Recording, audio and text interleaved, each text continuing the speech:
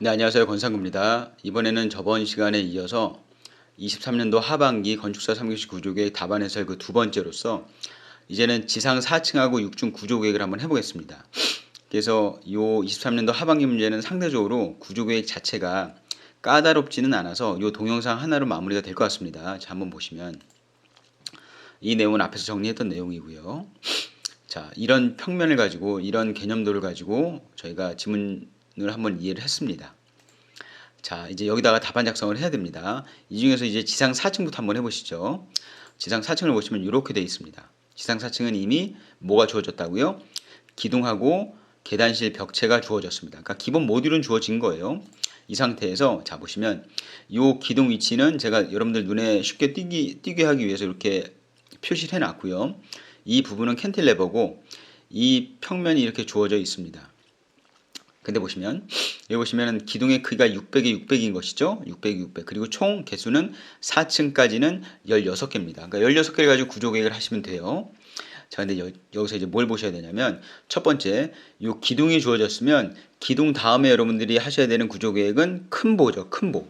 근데 여기 보면은 기둥의 크기가 600에 600으로 주어졌는데요. 근데 보 크기가 400에 600입니다. 만약에 기둥도 600에 600, 보도 600에 600으로 주어졌다면 고민하지 않고 이렇게 하시면 됩니다. 작도를 하실 때. 무슨 말씀이냐면 기둥의 면하고 보의 면이 다 일직선으로 연결이 되죠. 그런데 이 문제는 보의 폭이 400으로 600보다 작습니다. 그러니까 기둥은 한 변이 600인데 보의 폭은 400이에요. 그러면 어쩔 수 없이 이게 정확하게 면에 따라서 딱 떨어지지 않기 때문에 이런 케이스가 나오거나 아니면 그러니까 위쪽 면에 기둥면하고 보면이 맞춰지는 경우나 이런 경우 밑에 면에 기둥면하고 보면이 맞춰지는 거구나 아니면은 내부에 혹시 보를 설치하는 경우에는 이런 식으로도 설치가 가능하겠다라고 하는 거죠. 그래서 여기서 기둥의 크기하고 보 크기 중에서 보 폭이 서로 일치하지 않는 경우에는 요 세 가지 경우를 고려해 가지고 작도를 하시는데 적어도 염두는 해 두셔야 됩니다. 만약에 이렇게 주어졌는데 이렇게 그렸다 그러면 아마 1, 2점이라도 감점이 될 거는 같습니다. 왜냐면 이거는 출제자의 의도가 들어가 있는 부분이기 때문에 이렇게 표시를 하셔라 라고 하는 거죠. 자, 그래서 일단 이제 큰 보를 계획합니다.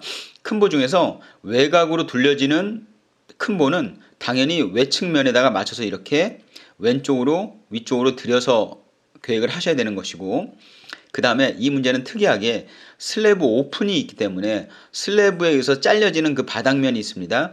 그 바닥면 바깥으로 보가 돌출할 수는 없어요. 그래서 최대한 이 바닥면, 슬래브가 위치하는 부분에 맞춰서 보면이 계획이 돼야 된다라고 하는 거. 그런 걸 계획하시면 되고, 또 이쪽을 보시면 이쪽은 재미난 게 이 밑에 부분은 슬라브 바닥이 오픈됨으로써 볼을 설치할 수 있는 그 위치가 한계가 돼 있고, 그 다음에 위쪽으로는 또 계단실이에요. 보통은 계단실 안쪽으로 볼을 돌출하는 경우는 없기 때문에 이 계단실에서 최대한 볼을 그려봐야 이 벽체 윗면에 맞춰서 볼을 그릴 수밖에 없을 것이고요. 아마도 출제자는 이 밑에 슬라브 오픈 부분하고 위에 그 계단 벽 윗면을 맞춰서 보면은 그게 아마도 400이 나올 겁니다. 여러분들은 그 면에 맞춰서 그냥 그리시면 돼요. 에다가 이 부분은 뭡니까? 여기가 월가다가 설치되는 부분이죠. 월가다에 대한 것도 표현을 하셔야 되는 것이고, 왜냐하면 이 문제에서는 계단실 벽체에는 별도의 구조 계획을 하지 말아라고 하는 지문 조건이 없기 때문에 그런 경우에는 통상 상식적으로 월이 있는 부분에는 월가다를 보냅니다. 그 크기도 주어지진 않았지만 대략 400에 600으로 그리시면 되는 것이고, 그래서 여기 먼저 그려놓은 큰 보들은 기둥을 기준으로 해서 어느 면에 맞출 건가를 한 번은 생각해 보셔야 되는 기둥 계획인 거예요. 자, 이게 됐다면 나머지는 그냥 적당하게 큰 보를 계획하시면 됩니다. 그래서 이렇게 큰 보가 계획이 됐습니다. 자, 두 번째 이제 작은 보를 계획하시죠. 작은 보 계획하는 데 있어서 지문 조건으로 주어진 게 이 슬라브입니다. 앞서도 말씀드렸던 것처럼 작은 보는 작은 보 계획을 직접적으로 주지 않습니다. 다 어디에다 빗대서 줘요? 그렇죠. 슬래브 조건에 빗대서 줘요. 그러니까 여러분들은 나는 작은 보를 계획할 거야 라고 한다면 어디를 보셔야 된다고? 그렇죠. 슬래브 조건을 보셔야 됩니다. 일단 사변 지지다. 슬래브 주위에는 사변에 모두 다 보가 있어야 된다라고 하는 거.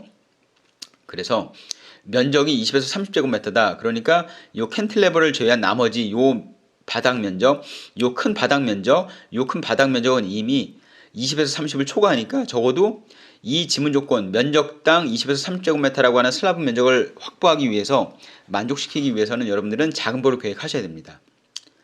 작은 볼을 계획하시는데 이 면적을 충족하는 작은 볼 계획은 가로를 하나로 배치한다거나, 아니면 여기는 8m 구간이니까 여기 보면 단변 길이가 3.5m예요. 그러니까 8m 구간에서 작은 볼을 가운데 하나 보내면 4m가 되는 것이죠. 단변 길이가. 그래서 여기는 작은 볼을 2개를 보냅니다. 결국 여러분들이 만약에 작은 볼을 가로로 보내겠다고 생각하셨으면 1개 내지 2개를 그 구조 계획을 하셔야 되는 것이고, 아니면 나는 작은 볼을 세로로 보내서 이 면적이라든지 조건, 단변 길이 조건을 맞출 거야 라고 한다면 작은 볼은 세로 방향으로 하나만 계획하시면 됩니다. 어떤 걸 선택하시겠습니까? 저라면 작은 볼 하나로 계획이 완성이 되는, 작은 볼 하나로 이 슬래브 조건을 다 만족하는 세로 방향 작은 볼을 보내는 것을 저는 더 선호하겠습니다. 굳이 하나를 보내도 되는데 2개를 보낼 필요는 없어요. 게다가 이 문제에서는 세로로 작은 볼을 보내라고 하는 결정적인 단서를 주고 있어요. 그게 어디냐면 승강로 설치를 위한 구조계획에서, 자, 승강로를 설치하기 위해서 이 부분에다가 슬래브를 오픈한다고 되어 있는데, 이 부분으로 오픈하는데 단순히 슬래브만 오픈하는 게 아니고 뭐요? 보하고 슬래브를 함께 제거한다고 했습니다. 이해되시죠? 예. 만약에 원래 이 기존 구조물에 작은 보가 가로로 배치되어 있다고 한다면 이 부분도 이렇게 가로로 배치되어 있을 겁니다. 배치되어 있었겠죠? 그렇죠? 만약에 가정을 하는 겁니다. 이 문제에서 지상 4층의 작은 보가 이미 작은 보가 가로로 배치되어 있는 상태였다고 한다면, 자, 이 문제에서 이 부분을 슬라브로 오픈한다고 합니다. 이 부분에서 오픈을 하면은 슬라브뿐만 아니라 모두 제거가 돼요. 보도 제거가 되죠. 하지만 이 보는 여기에 일부 보의 잔재가 남아 있을 겁니다. 그렇죠? 심을 때는 이런 경우도 많아요. 슬라브로 오픈하다 보면은 중간에 보가 한쪽은 털리고 한쪽은 안 털립니다. 그래서 일부의 보가 남는 경우가 있어요. 이런 걸 보면 리모델링 전에는 이렇게 이쪽 방향으로 큰 보가 뭔가 가 있었겠구나 하고 하는 단서가 되는 것이죠. 근데 이 문제에서는 여기에 작은 보가 가 있다고 하는 표현이 없기 때문에 이 문제는 애시당초에 문제를 낼 때 어떤 구조 형태로 문제가 가정이 됐었냐면 이 상태로 됐을 겁니다. 그래서 이렇게 작은 보가 세로로 1개 정도가 위치가 돼야 이 부분의 슬라브가 제거되면서 뭐하고 뭐가 함께 털려요. 보와 슬래브가 함께 제거가 되고요. 그러면서 이 왼쪽에 남는 슬라브에는 뭐가 나와 있지 않습니까? 보가 잘리고 철거되고 남은 보가 없는 걸로 봐서 미루어 짐작하건대 이 문제는 작은 보를 세로로 배치하는 게 이 조건에도 타당하겠다라고 하는 겁니다. 그래서 저는 작은 볼을 어느 방향으로 보낸다고요? 세로로 보냅니다. 자, 이렇게 세로로 보냈어요. 세로로 보내면 좀 어색한 부분이 이 부분이긴 해요.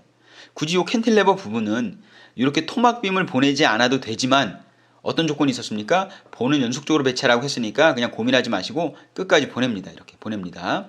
자, 그러면 이 바닥판, 볼을 하나 보냄으로써 형성되는 이 작은 바닥판은 사변 지지가 맞죠? 이 슬라브 주위에는 보가 4군데 다 있습니다.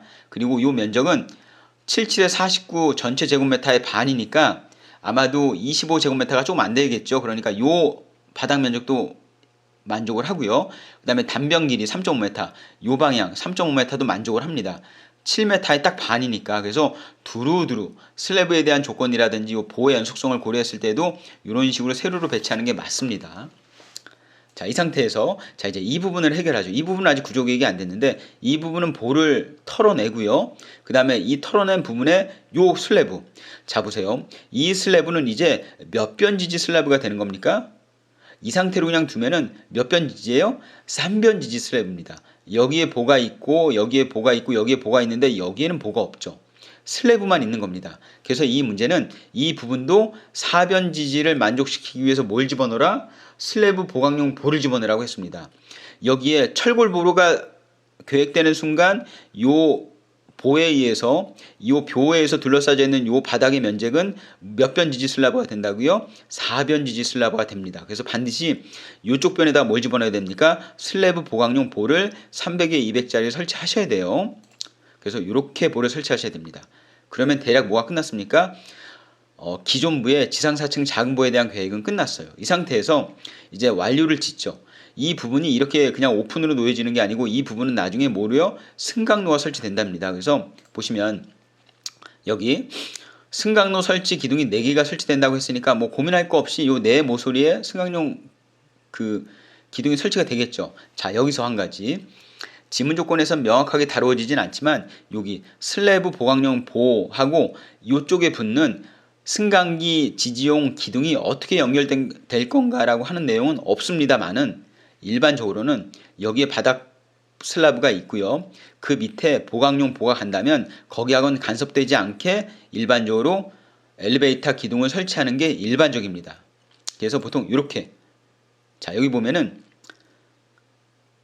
이쪽 방향으로 출입구가 형성이 되고요. 요 나머지 이쪽 부분은 전부 다 그냥 슬라브가 없는 빈 공간이기 때문에 최종적으로 이렇게 구조가 되는 건 이해가 되시죠? 자, 제가 말씀드리고 싶은 게 뭐냐면 여기 보시면 슬래브 보강용 보가 있고요. 이 슬래브 보강용 보하고는 간섭되지 않게 조금 떨어져서 보통 엘리베이터 승강장에 기둥을 설치합니다. 그러면 결국 이 기둥하고 이 보, 슬래브가 있는 위치가 어떻게 연결된 건가? 요거는 그냥 전단 접합을 하고 말아요. 전단 접합을 하고 맙니다. 근데 이 문제에서는 이 부분에 대한 접합을 어떻게 하라고 하는 내용은 구체적으로 언급이 되어져 있지 않기 때문에 이 정도로 해가지고 학원 답안별로도 작성이 되는 경우를 보셨을 수도 있고, 또 어떤 학원 답안은 이 슬래브 보강용 보하고 이 기둥을 연결해서 구조계획을 해놓은 것도 있습니다. 그것도 틀리다고 볼 수가 없는 게 이 지문 조건에서는 어떻게 하라고 하는 구체적인 어떤 지문 조건이 없기 때문에 답안에 대한 대안이 여러 개 나올 수 있는 부분이 이 부분입니다. 염두에 두시고요. 자, 또 하나. 자, A천강 그 승강로에 설치되는 기둥의 강축 방향은 왜 I 형태로 이렇게 계획을 했을까요? 그건 너무나도 당연하게 이쪽은 허당이에요. 이쪽은 슬래브가 없습니다. 그러니까 요 기둥하고 요 기둥은 완전히 별도로 혼자 서 있는 거예요. 그러다 보니 지진 하중이 왔을 때 이 기둥들이 그나마도 강성을 가지고 버텨줄 수 있는 방향으로 기둥 강축 방향을 놓다 보면은 I 형태가 되는 것이죠. 자, 가로 방향은 이 왼쪽에 뭐가 있습니까? 이 승강로보다도 훨씬 더 튼튼한 기존 건물이 있기 때문에 가로 방향으로 행하중이 작용할 때는 이 엘리베이터는 크게 뭐 하중이 많이 걸리거나 그러지 않습니다. 어차피 엘리베이터에 대한 구조는 어디에 엮이기 때문에 기존 건물하고 엮이기 때문에, 그래서 가로 방향 횡하중은 그렇게 문제가 되지 않는데 세로 방향 횡하중에 대해서는 완전히 이쪽에 있는 우측에 있는 요 기둥 두 개가 따로 별도로 떨어져 나와 있죠. 그러다 보니 이왕 A천강의 강축 방향 결정할 때는 이쪽 방향 횡하중, 세로 방향 횡하중에 대해서 조금 더 강성을 발휘하기 위해서 A천강의 강축 방향을 I 형태로 뒀습니다. I 형태로. 그래서 보통은 일반적으로 우리가 엘리베이터를 신설할 때 이런 거를 고려하기 위해서 요 각각의 면에다가 뭐까지도 다 추가로 계획을 해요. 그렇죠. 엘리베이터용 그 수직가세가 추가로 들어가죠. 앵글 같은 것들이. 그래서 앵글 같은 것들이 이쪽 면에다가 다 설치가 됩니다. 근데 이 문제는 승강로에 설치되는 앵글을 고려한 수직가세에 대한 내용은 없습니다. 이 수직가세, 증설가세라고 하는 것은 건물 전체에 대해서는 계획을 하라고 나왔는데 특별하게 이 승강로에 대해서는 가세에 대한 내용이 없기 때문에 최대한 여러분들은 횡하중을 고려해서 그 승강로에 설치되는 기둥의 강축 방향은 I 방향으로 놓는 게 더 합리적이라고 생각을 합니다. 되셨죠?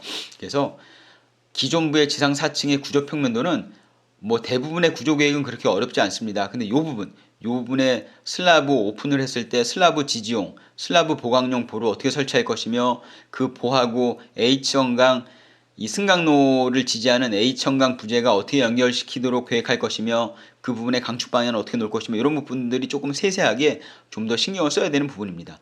이 부분을 제외한 나머지 부분은 그렇게 어렵지 않습니다. 그렇죠?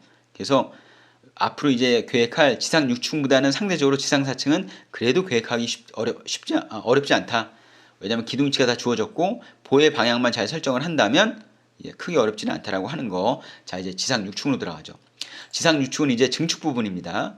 증축 부분이에요.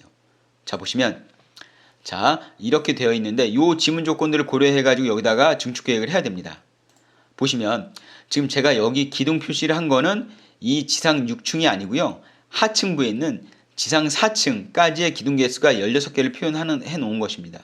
근데 여기서 문제가 기둥의 개수가 하층부에서는 16개였다가 해당 층, 지상 6층에서는 몇 개로 줄어들어야 돼요? 12개로 줄어야 되기 때문에 4개를 빼야 됩니다. 그러면 여기 있는 기둥 개수 중에 과연 어느 기둥을 4개를 뺄 것인가 라고 하는 걸 먼저 결정하셔야 되죠. 그 지문 조건은 앞에서 보고 왔습니다. 뭐예요? 무주공간. X축 방향, X방향으로 10m 이상의 무주공간이 확보돼야 되고요. Y축 방향, 세로 방향으로 20m 이상 무주공간이 확보되려면 이 가운데 있는 기둥을 없애면 되는 것이죠. 없애면 됩니다. 몇 개가 없어져요? 무주공간을 형성하기 위한 기둥 개수는 2개가 삭제가 되면 됩니다. 그러면 총 16개에서 2개만 빠지는 거죠. 아직 14개입니다. 이 문제에서는 요 층의 기둥 개수를 몇 개로요? 12개로 제한하기 때문에 14개에서 12개, 아직 빠져야 되는 기둥 개수가 2개가 더 남았어요. 여러분이라면 뭘 빼시겠습니까? 그렇죠. 이왕이면 이쪽 열하고 이쪽 열을 뺄 수는 없어요. 그러니까 무주 공간을 형성하기 위해서 내부의 기둥 2개를 뺐다면 요 같은 열에 있는 X2열 상에 있는 요 기둥 중에 요 기둥하고 요 기둥을 빼면 되겠죠. 이왕이면 같은 열에 있는 거. 그래서 이 열에 있는 4개가 전부 다 빠지면 몇 개로 만족시킵니까? 그렇죠. 6층 기둥 개수 12개가 완성이 됩니다. 그래서 요거까지도 뺍니다. 그래서 이런 식으로 작성하면 돼요. 자, 여기까지 해가지고 무슨 계획을 했습니까? 지상 6층에 기둥 계획을 한 거예요. 기둥 위치. 결국 이 문제는 기둥의 개수가 주어졌고 위치까지도 주어졌기 때문에 거기서 적절하게 지상 6층 계획을 하시기 위해서는 4개의 기둥열을 뺀다라고 하는 거. 이해되시죠? 자, 이 상태에서 이제 계획을 합니다. 자, 이제 기둥 계획까지는 됐어요.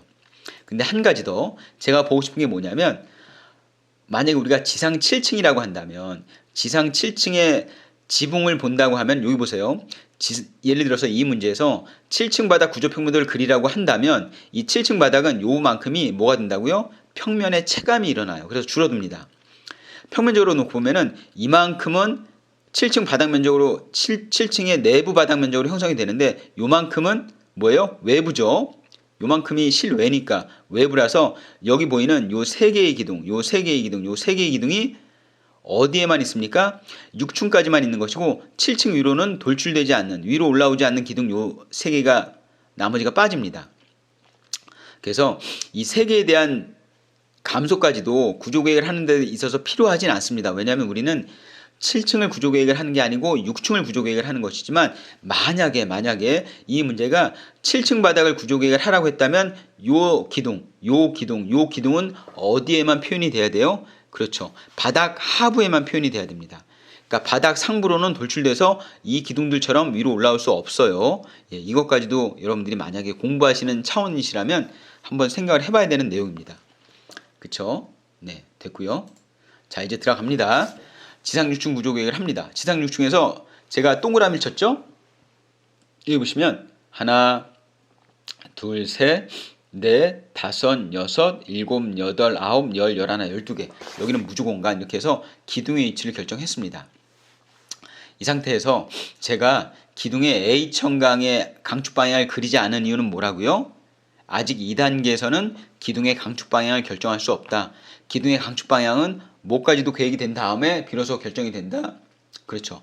철골보에 철골 작은 보까지 계획이 돼야 그 이후에 비로소 기둥의 강축 방향이 결정된다고 했습니다. 그래서 만약 여러분들이 큰 보 계획을 하신다면 기둥의 위치는 설정이 될 수 있지만 기둥의 강축 방향까지는 아직은 결정할 수 없어요. 그래서 저는 큰 보 계획을 이렇게 합니다. 기둥 위치를 고려해가지고 강축 방향으로 강접합을 통해가지고 기둥 계획을 하는 것이고요. 자, 보세요. 작은 보 계획을 합니다. 보시면 작은 보 계획을 하는 데 있어서 힌트는 이거밖에 없어요. 데크플레이트 슬래브를 지지하는 길이는 최대 4m 이하다. 이게 바로 작은 보 설치 간격이라고 했죠. 그러면 여러분들은 작은 보를 세로로 배치하시겠습니까? 가로로 배치하시겠습니까? 요 답안은 어떤 걸 고려했어요? 작은 보를 세로로 배치해서 7m의 중간인 요 폭, 요게 얼마라고요? 3.55m가 되도록 했습니다. 이 문제에서 작은 보를 세로로 배치하면 데크플레이트 지지 간격이 3.5m가 됩니다. 그쵸?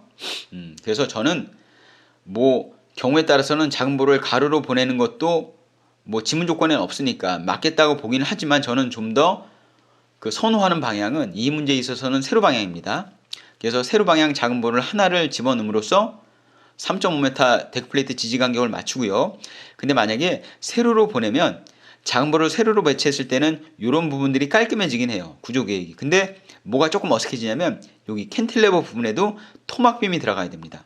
이건 좀 안 좋죠. 근데 만약에 여러분들이 작은 보를 가로로 보냈다고 한다면 이 부분은 작은 보가 토막토막 들어가지 않아도 되지만 캔틸레버 부분은 상대적으로 어디가 좀 지저분해지냐면 이 부분들이 좀 지저분해져요. 구조계획을 하는 데 있어서. 장단점은 있습니다. 저는 작은 보를 어느 방향으로? 세로 방향으로 보내서 이 부분에 대한 구조계획을 좀 깔끔하게 하는 대신 이쪽 부분이 좀 지저분해졌다라고 하는 거. 그리고 작은 보를 세로로 보내면 데크플레이트 골방향은 이렇게 표시하셔야 된다라고 하는 거 다 이해하시죠? 그래서 이렇게 됐습니다. 자, 작은 보가 계획됐습니다.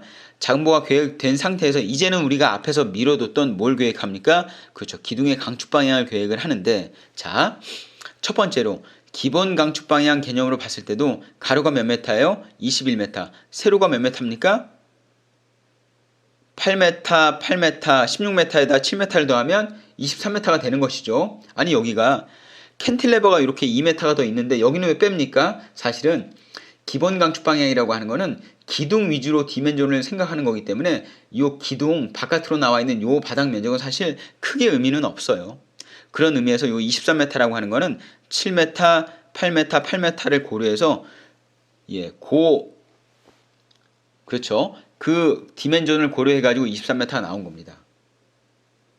그렇죠. 그래서 일단 요 2m 캔틸레버 부분은 고려하지 않아도 된다. 그랬을 때 전체 평면 형상은 가로 21m, 세로 23m니까 조금이라도 어디가 길어요? 세로 방향이 길기 때문에 기본 강축 방향 기준으로 봤을 때도 이렇게 놓는 게 맞겠다라고 하는 거. 그 다음에 보시면 우리는 작은 보를 세로로 보냈습니다. 그럼 하중이 어디로 몰려간다고요? 가로로 몰려가죠. 그러니까 이 전체 구조 평면 중에서 가장 하중이 많이 받는 보는 아마도 요 보가 될 거예요. 그러면 요 보에 하중이 많이 걸리니까 이 보에 하중이 많이 걸리는 걸 고려해서 생각하더라도 H형광의 강축 방향은 요 방향으로 하는 게 맞지 않을까 싶어서 저는 H형광의 강축 방향은 요 H 형태로 이렇게 구조 계획을 합니다. 됐죠? 그래서 이렇게 되는 순간 기둥의 강축 방향까지도 결정이 돼서 기둥, 위치, 강축 방향, 큰 보 계획, 작은 보 계획까지 다 됐습니다. 다 됐어요. 자, 봅니다. 이 부분. 여기 보시면은 지상 4층하고 동일하게 지상 6층도 여기 승강기 부분에 구조 계획을 할 때 이렇게 계획을 하겠습니다. 똑같이. 그래서 여기도 철골보가 지나가는데 여러분들 헷갈리지 마실 게 여기에 설치되는 철골보는 보강용 보가 아니죠. 그냥 증축 부분에 바닥판을 형성하기 위해서 신설하는 그냥 일반 보입니다. 일반 철골보예요. 그 상태에서 H형광의 기둥은 이렇게 좀 띄워놓겠다라고 하는 겁니다. 그래서 이렇게 보통 설치를 하게 되고요. 자, 됐습니다. 그럼 구조 계획은 끝났습니다. 어려울 건 없어요. 기둥 위치가 결정되는 순간 큰 보 계획하고 작은 보 계획하고 승강기에 대한 것만 계획을 하시면 되는 것이죠. 자, 이 상태에서 자 이제 뭘 봅니까? 우리는 부재의 크기를 한번 결정을 해보겠습니다. 부재의 크기. 여기 쭉 나와 있는 거를 이렇게 계획을 했어요. 지금까지 구조 계획이 됐던 평면이 여기 나와 있습니다. 그리고 여기 부분은 이제 앞에서 정리했던 건데 이 표 1이라고 하는 거에서 증축되는 일반 철골 구조에 적용 가능한 부재 사이즈들이 쭉 있습니다. 그리고 그 부재 크기는 이미 여기서 한번 정리를 했어요. A, B, C, D, E 순서대로 그 부재 크기가 결정이 됐고 다시 한번 복습하면은 요 2부재 H형광 200의 200은 혹시나 우리가 횡절방정보를 구조계획할 일이 있다고 하더라도 적절하게 횡절방정보로 적용할 부재가 없기 때문에 횡절방정보에 대한 계획은 하지 않는다. 이렇게 정리를 하는 겁니다. 그러니까 횡절방정보는 적용 가능한 부재가 있어야 적용을 하는 것이죠. 그렇게 보시면 자 이제 A, B, C, D, E 부재를 적용을 할 텐데 여기서 어떤 부재가 제일 큰 하중을 받을 것인가 그거별로 이제 한번 구분을 해보면 이렇습니다. 자, 우리는 작은 보를 세로로 배치했기 때문에 하중이 가로로 몰려가죠. 그래서 누가 뭐라고 하더라도 부재 길이가 제일 길고 하중을 집중적으로 받는 가로 부재들, 요 1번 부재들이 하중을 제일 많이 받습니다. 그러니까 요게 적용할 부재는요 A 부재인 것이죠. 네, A 부재입니다. 다음은요. 그 다음으로 하중을 많이 받을 것 같은 것이 어쨌건 작은 보를 지지하는 가로, 큰 보가 하중을 많이 지지할 거라고 봅니다. 에다가 여기 있는 이 부분은 사실 이 부재는 하중이 그렇게 크게 작용하지는 않지만 이거 자체로서 뭐가 길어요? 부재 길이가 길죠. 그러니까 이 부재는 부재 길이가 길어서 나머지 요 부재들은 작용하는 하중이 커서 아마도 이 비부재가 적용돼야 되지 않을까 싶은 생각이 들고요. 그래서 가로 부재는 A 부재하고 B 부재로 일단 구분해서 구조계획을 합니다. 자, 이제 세 번째. 여기 보시면은 세로 부재. 세로 부재는 이게 큰 보던 작은 보던 하중을 받는 분담 면적이라든지 아니면 부재 길이가 거의 대동소이하게 유사하죠. 그래서 요 부재들은 C로 놓겠습니다. C로. 그러면 누가 뭐라고 하더라도 A, B, C에 대한 부재 크기는 대략 이 정도로 정해질 것 같아요. 나머지 앞에서 설명드리지 않았던 그런 부재들, 조금 들어가는 부재들은 요 D, E 부재로 한번 메꿔보도록 하는 걸로 하면은, 자, 대략 이제 이렇게 되죠. 이렇게 됩니다. 그래서 여기 보시면은 A 부재하고 B 부재하고 그 다음에 C 부재에 대한 것들은 결정을 했어요. 그럼 이제 D 부재는 어디 쓸 것이냐, 여기 D 부재. D 부재에 쓴 부분을 보면 요 캔틸레버 부분, 여기 요 부재. 요 부재는 집중 하중을 받긴 하는데 이 부재 크기가, 부재의 길이가, 요 부재 길이보다는 확연하게 짧죠. 예, 짧기 때문에 B 부재하고 같이 쓰기는 조금 애매해서 요걸 D 부재로 합니다. D 부재. 그리고 그 외 나머지 부재 이렇게 캔틸레버 부분에 토막 이 부재들은 왜 들어갑니까? 데크플레이트 슬랍의 그 설치 방향을 일정하게 해주기 위해서 이 부재가 들어가는 것이죠. 그래서 이 부재는 부재 길이도 짧고 적용되는 하중도 작기 때문에 제일 작은 부재를 씁니다. 그래서 정리해 보면은 여러분들이 A, B, C 부재를 정리해서 구분을 해가지고 적용이 가능하다고 하면은 그 나머지 부재들, 뭐 몇 개 안 되는 부재들은 D, E를 적절하게 사용해서 포인트는 적용되는 하중의 크기와 부재 길이 등을 적절히 고려해서 D, E 부재를 집어넣으면 됩니다. 그러면 뭐가 끝나요? 우리가 구조계획한 평면에다가 철골보에 대한 사이즈를 적용할 수 있습니다. 예, 이 정도 어렵지 않죠? 네. 자, 다음은요. 마지막으로 내진 구조계획을 하라고 나와 있습니다. 자, 앞에서 제가 구조 팁 영상으로 내진 벽체하고 비틀림에 대한 얘기를 했어요.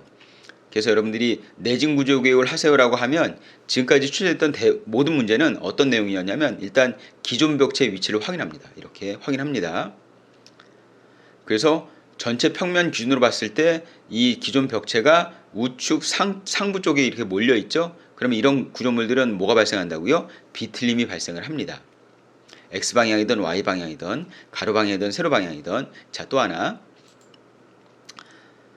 이 문제에서는 기존 이 벽체하고의 연속성을 고려하기 위해서 뭔가 증설 가세를 계획하라고 했으니까 여기가 저층부에 그 강성이 집중적으로 몰려있는 전단벽이 위치하는 부분이라고 하면은 가급적 상부에 증축을 하기 위해서 철골 부재를 계획할 때도 이 부분 어디에다가 여러분들은 뭘 하려고 노력하셔야 돼요?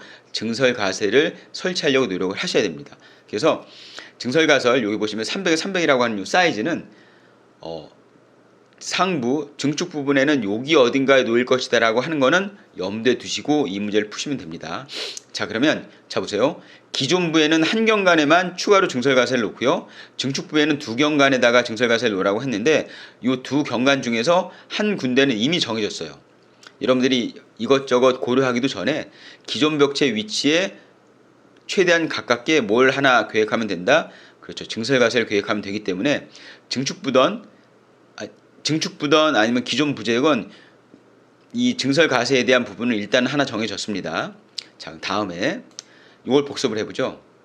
보시면 요게 4층이고 요게 4층 건물, 요 4층 평면인데 여기 보시면 항상 횡하중을 고려할 때는 가로 방향, 세로 방향을 둘 다 각각 고려해야 된다고 했습니다. 보시면 가로 방향인 경우에는 가로 방향과 평행한 요 벽체하고 요 벽체만 면내 벽체로서 의미가 있다고 그랬어요. 가로 벽체를 기준으로 해서 위에다 몰려 있죠. 그럼 여러분들은 비틀림을 최소화하기 위해서는 가급적 어디에다가 아래쪽에다가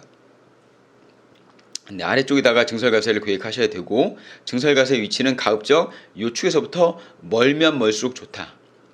그렇죠. 그래서 여기 중에 셋 중에 한 군데를 정하시면 됩니다. 왜요? 여기 기존부에는 한 경간이라고 되어 있으니까. 물론 두 개를 집어넣으셔도 되고요. 세 개를 집어넣으셔도 됩니다.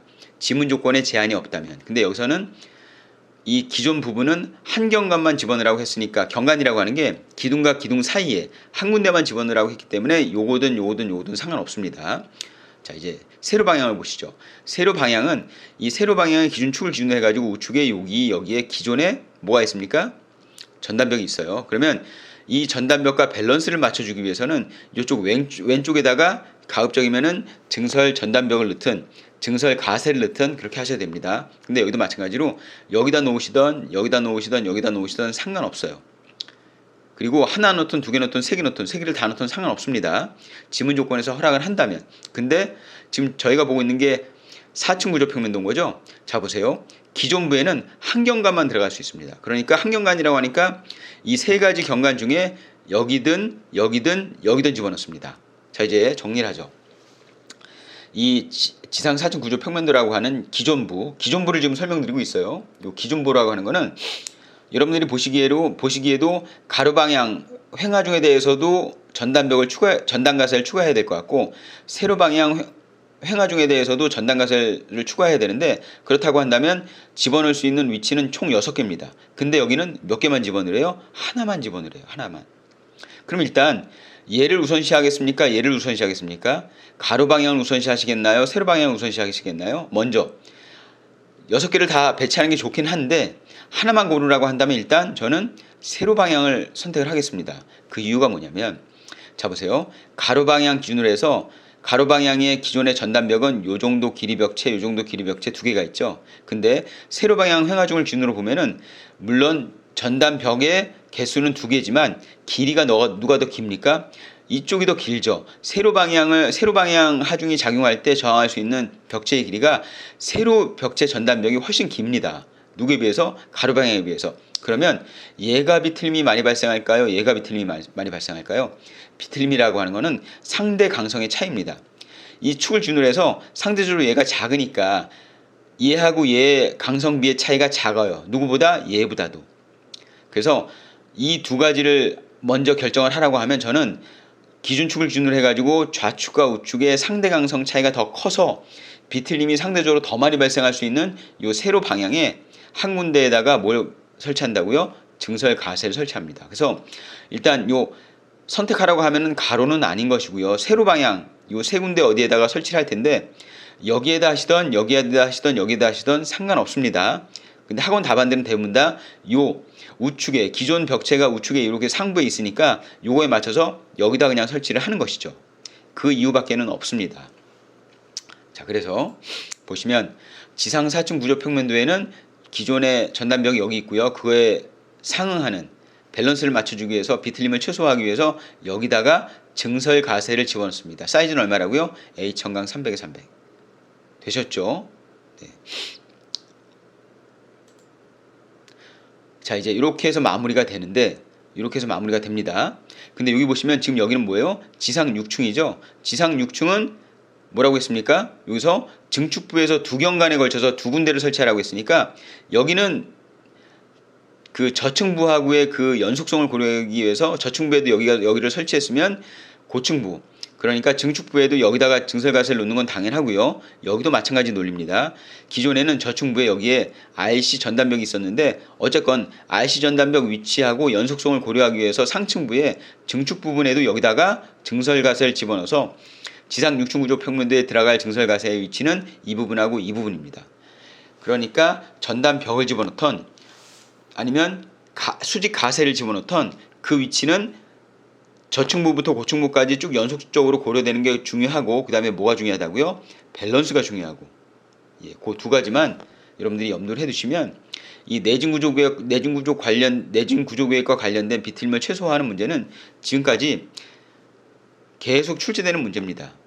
몇 년도에 처음 이 문제가 구체화됐어요? 2016년도에 구체화가 됐습니다. 그러니까 증설전단벽이라든지 이 가세에 관련된 내용을 차분하게 공부를 하시려면 맨 처음에 뭐부터 보셔야 됩니까? 관련도를 공부하신다고 하면 2016년도 문제부터 보고 오셔야 그 이후의 문제들에 대한 어떤 패턴이라든지 뭘 얘기하려고 하는 건지에 대한 이해도가 높아집니다.